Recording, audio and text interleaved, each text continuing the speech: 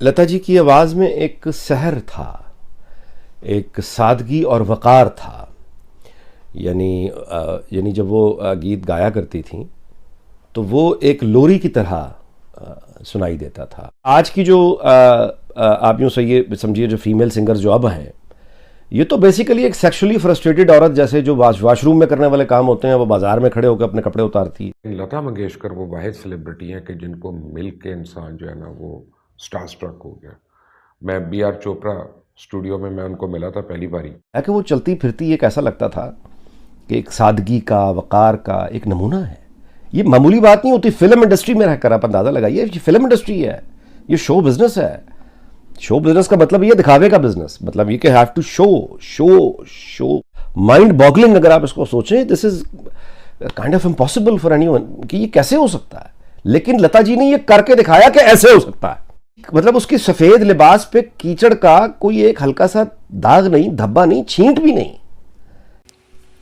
दोस्तों, आज आंखें नम हैं, जबान जाम हो गई है, मुंह से शब्द नहीं निकल रहे हैं।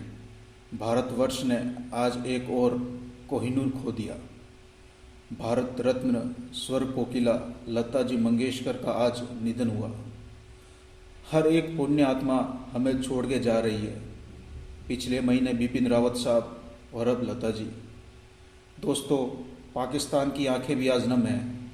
आइए वीडियो देखिए। लता जी के बारे में क्या कहा जाए, माँ सिवाय इसके कि उन्होंने जितने भी वो गीत गाए, और वो एक हमारी नस्लें ज़ाहिर है कि हमारे वालिदैन की नस्लें, उन्होंने जो गीत गाए हमने अपने वालिदैन को सुनते हुए सुना, वहीं से हमने सुना और हम उनके इश्क में गिरफ़्तार होते चले गए।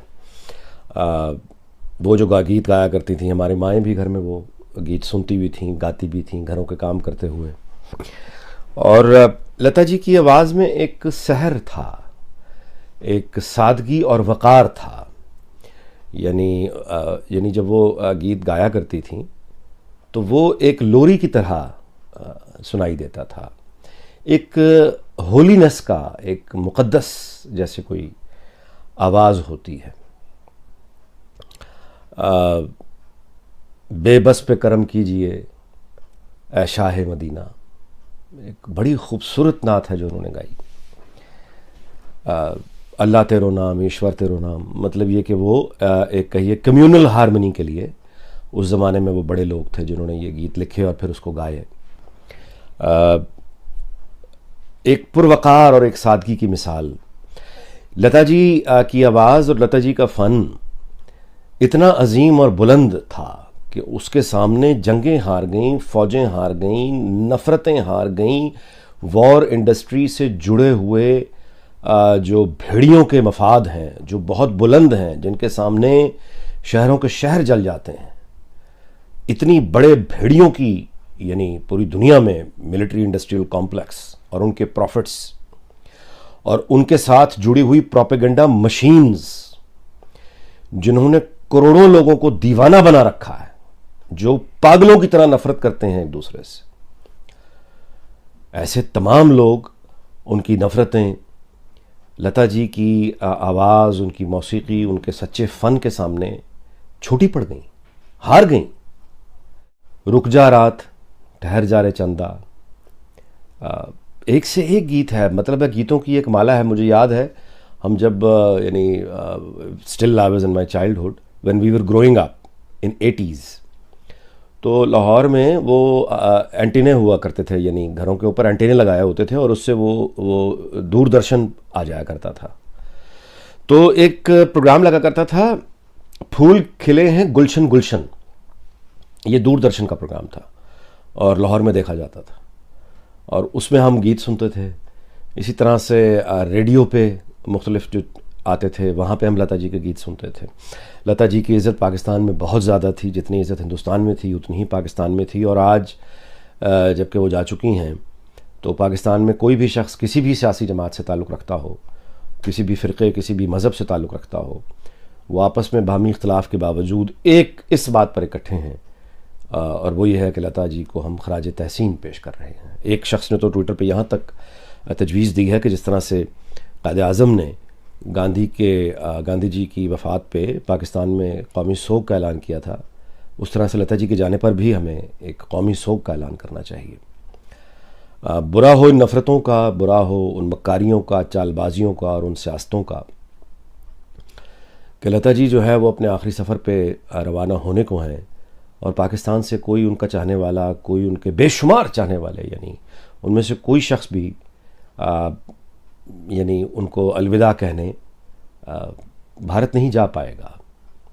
हम उनके आखिरी सफ़र में हमारी तर्जुमानी करने वाला कोई होगा नहीं। मैं उम्मीद करता हूँ कि काश वहशतें और पागलपन कुछ देर के लिए ही सही खामोश हो और पाकिस्तान हाई कमीशन जो दिल्ली में है उनके लोग लता जी के आखिरी रसूमात में शरीक हों और वो हमारी जानिब से गोया एक पैगाम होगा, एक नजराने अक़ीदत, एक इज़्ज़त का यानी मोहब्बत का एक पैगाम पहुंचाने के लिए। काश के हमारे भारतीय हुकूमत इस बात की इजाज़त दे पाकिस्तान हाई कमीशन को और पाकिस्तान के हाई कमीशन लोग भी हमारी तरफ से जाएं और अफसोस करें। लता जी जो हैं वो ज़ाहिर है कि कहना चाहिए कि गई तो नहीं है, वो अपना बहुत सा ख़जाना म्यूज़िक का, गीतों का, एक सदाबहार कहिए ख़जाना वो छोड़ गई हैं और उनकी आवाज़ वो अहद ही और था। देखिए वो अहद ही और था। यानी अब आप मुकेश के गीत सुनिए, लता के गीत सुनिए, रफ़ी के गीत सुनिए, तो वो एक वक़ार और एक डिसेंसी और एक आपको वो सारा कुछ नज़र आता है। यानी वो गीत गाते हुए किसी भी क्लास का आदमी, पढ़ा लिखा, खुश लिबास, एक डिसेंट पुरवकार आदमी वो उनके गीत सुनता भी है, उनको गुनगुनाता भी है। वेराज के आज की जो आप यूँ सही समझिए जो फीमेल सिंगर्स जो अब हैं, ये तो बेसिकली एक सेक्सुअली फ्रस्ट्रेटेड औरत जैसे जो वाशरूम में करने वाले काम होते हैं वो बाज़ार में खड़े होकर अपने कपड़े उतारती है और अपनी आवाज़ से, और वो कलाम भी उसी तरह के हैं कि वो एक औरत जो है वो हज़ियान बक रही है, बिल्कुल ही यानी गलीज़ तरीन जज्बात का नाम लेकर मशहूर होने के लिए, शोहरत हासिल करने के लिए वो गलीज़ तरीन जज्बात को उभारती है। और एक यानी इस तरह का कचरा अब आया है। इनका तो मुकाबला भी लता जी जैसे लोगों से करना उनके फ़न की तौहीन है। उनका मुकाबला किसी से नहीं था और ना ही ये लोग पहलवान होते हैं कि हम इनका मुकाबले कराते फिरें। हाँ, फ़न की दुनिया में बहुत जो आला मकाम जो लता जी का था हमारे यहाँ, वो नूरजहाँ का था और ये दोनों एक दूसरे की नहायत इज़्ज़त करती थीं, एक दूसरे से मोहब्बत करती थीं। कि लता मंगेशकर जो है अब वो नहीं रही और वो अब उनका इंतकाल हो गया। तो लता मंगेशकर जो है उनसे, वो तो उस तरह की एक हस्ती हैं कि उनसे तो लगता है हर एक का कोई ना कोई ताल्लुक़ है, किसी का कोई ना कोई रिश्ता है और उनके करोड़ों मद्दाह जो हैं वो सिर्फ़ हिंदुस्तान में नहीं या हिंदुस्तान और पाकिस्तान में नहीं बल्कि दुनिया में जहाँ जहाँ मौसीकी का नाम लिया जाता है, मौसीकी सुनी जाती है, मौसीकी समझी जाती है, वहाँ लता जी जो हैं वो एक उनका अपना ही एक दर्जा है और अपना ही एक उनका लेवल है। अब मैं आज सुबह को सोच रहा था जब मेरी उनसे पहली बारी ज़िंदगी में मुलाकात हुई थी, तो यानी आप कभी होता है ना कि लोग पूछते हैं यार किस सेलिब्रिटी को मिलके कैसा फ़ील हुआ, तो मैं ज़रा नॉर्मल आदमी हूँ, लेकिन लता मंगेशकर वो वाहिद सेलिब्रिटी हैं कि जिनको मिल के इंसान जो है ना वो स्टार स्ट्रक हो गया। मैं BR चोपड़ा स्टूडियो में मैं उनको मिला था पहली बारी और ये फ़िकी हो रही थी जो इंडिया की एक बहुत बड़ी एक शो केस है, आप समझें, इंडस्ट्री का। और पाकिस्तान का पहली बारी वहाँ 34 साल के बाद डेलीगेशन गया था, एक बड़ा हेवी डेलीगेशन था, तो मैं भी उसका हिस्सा था। तो वहाँ पे डिफरेंट स्टूडियोज़ पे हमको ले जाया जा रहा था, डिफरेंट लोगों से मुलाकातें थीं और ग्रुप्स में लोग डिफरेंट लोगों को मिल रहे थे। तो मैं जब BR चोपड़ा स्टूडियो गया था तो वहाँ पे लता जी आई। अब हमें बताया गया कि जी मुझे मेरे अच्छे एक अज़ीज़ वहाँ पे हैं हिंदुस्तान में, रमेश सिप्पी, जिन्होंने शोले बनाई थी, तो वो मुझे कहने लगे कि लता जी आ रही हैं नीचे, वो पता चला। तो मैंने कहा उनको नीचे जाके लेते हैं। तो मैं खैर रमेश सिप्पी के साथ हम नीचे उतरे वो सीढ़ियों से और लता जी को लेने गए। तो एक 500 AC होती मर्सिडीज़ और उसमें जो हैरान कुन बात थी ना वो ये थी कि लता जी अगली सीट पे बैठी हुई थी और एक कोई ड्राइव कर रहा था गाड़ी साथ और वो अगली सीट पे बैठी हुई थी। तो खैर उस वक्त तो नहीं मैंने पूछा, लेकिन कुछ घंटे 1.5 घंटे के बाद जब थोड़ा सा मुझे वो आप कहते हैं ना कि सांस में सांस आता है और आप बात कर सकते हैं, तो मैंने जब उनसे पूछा तो मैंने कहा कि लोग तो गाड़ी के पीछे बैठते हैं, तो आप आगे क्यों बैठी हुई थी? तो उन्होंने कहा कि हमें अच्छा लगता है दुनिया को देखते रहना आगे से, पीछे बैठे हों तो आँख हो जल पहाड़ हो जल। तो हर एक की, हर आर्टिस्ट की अपनी इडियोसिंक्रेसीज होती हैं, तो ये कोई इतनी बड़ी इडियोसिंक्रेसी तो नहीं, लेकिन ये है कि this is what she like. और आज मैं हिसाब लगा रहा था कि लता जी ने अपनी ज़िंदगी में तकरीबन 60,000 के करीब गाने गाए हैं। हमें तो उन गानों का पता है जो उन्होंने हिंदी या उर्दू में गाए, लेकिन उन्होंने बहुत मुख्तलिफ़ ज़ुबानों में भी गाने गाए। 60,000 गानों का मतलब है कि अगर आप उनको डेज़ में डिवाइड करते हैं तो एक एक दिन में 2-2 गाने भी रिकॉर्ड हुए, तो which is a huge thing. और आई मीन गाने जो लता जी ने गाए उनमें आप ये नहीं कह सकते कि रचे भी नहीं हैं, बसे भी नहीं हैं, सुरीले नहीं हैं, रसीले नहीं हैं, तो वो कंप्लीट है, कंप्लीट है। आप you can't do any better than that. तो वो जो है, आप अगर एक दिन में 2 गाने गा रहे हैं और एट एन एवरेज अगर आप हर रोज़ भी एक गाना गा रहे हैं और कंप्लीट करा रहे हैं, तो आप सोचें कि टैलेंट, कमिटमेंट और ट्रेनिंग उनकी किस लेवल की है। अब ट्रेनिंग से मुझे याद है कि लता जी कभी स्कूल नहीं गई, उन्होंने एक दिन स्कूल में नहीं गुजारा, और उनका जितना भी स्कूलिंग थी वो ज़िंदगी से हुई, ज़िंदगी ने उनको सिखाया और ज़िंदगी ने उनको पढ़ाया। लेकिन लता जी का कमाल ये था, इन लोगों का कमाल ये था, दिलीप कुमार भी वैसे यही थे।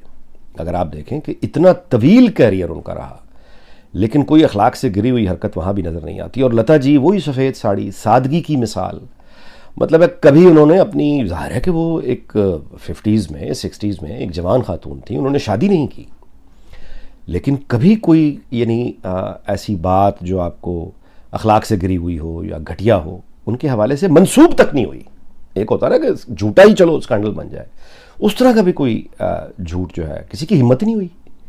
उसकी वजह यह है कि वो चलती फिरती एक ऐसा लगता था कि एक सादगी का, वक़ार का एक नमूना है।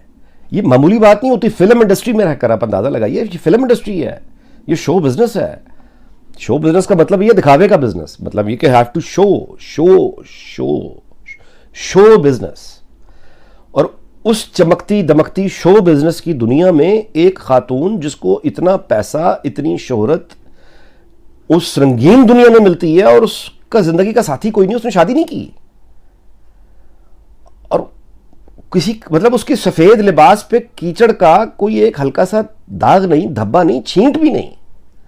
ये मामूली बात है नहीं। आप एक तो गीत है ना, यानी उनका फन है, उसको तो आप एक तरफ रख दीजिए। बतौर शख्सियत वो किस कदर मजबूत किरदार की खातून थी। ज़ाहिर है कि वो एक इंसान थी, उन पर कभी जवानी रही होगी, उनके भी कुछ जज्बात होंगे, मामलात होंगे ना, लेकिन किस तरह से उन्होंने अपने वक़ार को संभाला, आंच नहीं आने दी।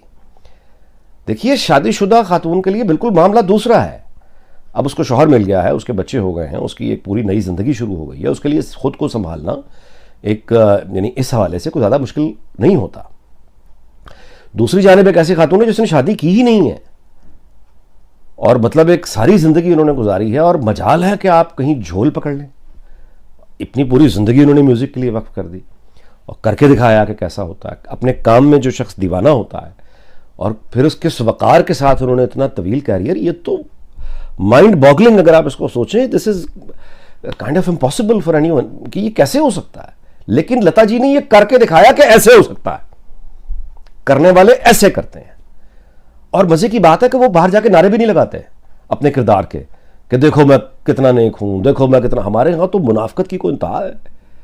यानी ये कि हल्का सा कोई सिंगर, अब देखती नहीं है आपको, कोई सिंगर या अदाकार हल्का सा एक स्कैंडल बाहर, वीडियो बाहर आ गई है गैर अखलाकी, तस्वीरें बाहर आ गई हैं गैर अखलाकी, और उसके बाद क्या किया, हिजाब ओढ़ लिया, हाथ में तस्वीर पकड़ ली, मैं तो मुसलमान हो गई हूं। हमारे यहाँ ये है, और हिंदुस्तान में बिल्कुल दूसरी तरफ से है। वहां पे जिसका स्कैंडल आता है, जो कुछ होता है, वो ये कहती है कि जी मैं तो उस पर जा रही हूँ, उनके जो मंदिरों को जो भी चल्ले चुल्ले होते हैं। तो कहने का मतलब यह है कि ये हम एक बड़े अहद से, इंसानों के हवाले से, हम एक बहुत छोटे अहद में जी रहे हैं। यानी जहां आप देखिए मोहम्मद रफ़ी हैं, लता मंगेशकर हैं, मुकेश खड़े हुए हैं, उनकी जगह देखें ना आज क्या है। हमारे यहाँ देख लीजिए, गुलाम अली, मेहदी हसन, नूरजहां, और देख लीजिए आज क्या है। यानी कहाँ फैज साहब खड़े हैं और कहाँ आज के ये ट्रक और ये रक्शे वाले आर्ट वाले खड़े हैं। मुसीबत ये है कि वो भी आर्टिस्ट कहलाते थे, ये भी आर्टिस्ट कहलाते हैं। आप देखें विरासत लेने वाले कितने छोटे हो गए।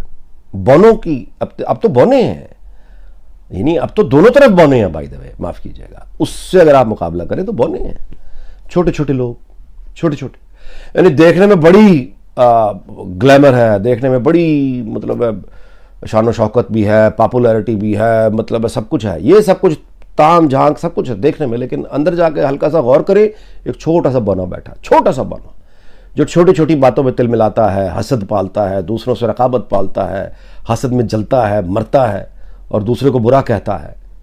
आजकल तो ये बौने हैं सारे के सारे। रहें ना रहें हम महका करेंगे बन के कली। और वीलॉग का अख्ताम इस बात पे करता हूँ कि लता जी का गाना आप भी सुनिए, मैं भी सुनता हूँ। तू जहाँ जहाँ रहेगा मेरा साया साथ होगा। अलविदा लता जी।